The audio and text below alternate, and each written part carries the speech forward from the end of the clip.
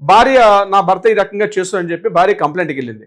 ఏ data నుంచి ఇచ్చింది? భర్త యొక్క ఫోన్ నుంచి ఇచ్చిన డేటాని, అంటే యాస్టీస్ గా తను కలెక్ట్ చేసి ఆ డేటాని చూపిస్తే ఆ డేటాను కోర్టు ఎవిడెన్స్ గా తీసుకోదు. అక్కడ ఏం ఉండాలి? 65B సర్టిఫైడ్ ప్రకారం అతను ఆ డేటాని కంపల్సరీ ఆ డేటాని నేను విల్లింగ్ ఇస్తున్నానని చెప్పి అతను ఇవ్వాలి. ఇది ఎక్కడైనా సాధ్యపడుతుందా? అది ఎప్పుడు కూడా సాధ్యపడదు. ఇది ఎలక్ట్రానిక్ డివైస్ లో మొబైల్ ఒక్కటే కాదు, ట్యాబ్ అయినా ల్యాప్టాప్ అయినా మనం వాడుతున్న ఆల్ ఎలక్ట్రానిక్ డివైస్ అన్ని కూడా ఈ యొక్క గ్రౌండ్ రియాలిటీని బేస్ చేసుకునే ఉంటుంది. అది ఐఫోన్ కావచ్చు, ఆండ్రాయిడ్ ఫోన్ కావచ్చు, ఏదైనా దానికి ఉన్నటువంటి IMEI నెంబర్ కూడా ఎంటర్ చేయాలి. ఆ ఫోన్ మీదే అన్నట్టుగా చూపించాలి. కొన్ని సందర్భాల్లో ఆ ఫోన్ మీదని ప్రూవ్ చేయడానికి అని చెప్పి ఆ ఫోన్ బిల్లును కూడా అడిగే సందర్భాలు కూడా ఉంటాయి కోర్టులో. అంటే వేరే థర్డ్ పార్టీ ఫోన్ మీద అంటే మీ ఫోన్ ఎలా ప్రూవ్ చేస్తాం అంటే మీరు పే చేసినటువంటి ఫోన్ బిల్ అనేది ఉంటుంది. ఆ ఫోన్ మీ ఓన్ పర్చేజ్ కూడా తెలియాలి అక్కడ. సో మీ ఫోన్ నుంచే మీరు వాడుతున్నారు అన్నటువంటి ఒక ఐడెంటిటీ చూపించాలి ఫామ్ 65B.